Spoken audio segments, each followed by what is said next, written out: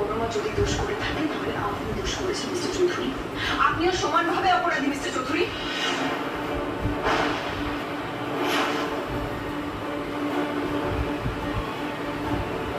আমার আশ্চর্য লাগছে, আপনি কি দিয়ে তৈরি?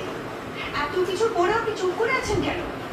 না মানে চুপ করে থাকার কারণটা কি আমি জানতে চাইছি। কেন কিছু বলছেন না? উত্তর দিন, বলুন। সবার সামনে এবার কথা বেরিয়েছে। এতক্ষণ চুপ করেছিলেন কেন?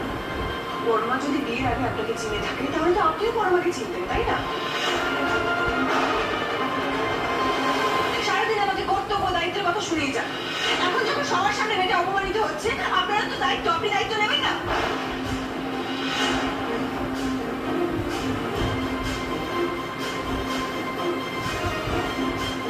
দায়িত্ব? কিসের দায়িত্ব নেবো আমি? হ্যাঁ, কিসের দায়িত্ব নেবো আমি? হ্যাঁ, আমি করেছি নাকি ওর দায়িত্ব নেবো? আপনি ওর সাথে আগে দেখা করেননি, কথা বলেননি? বলুন, এখন উত্তর নেই।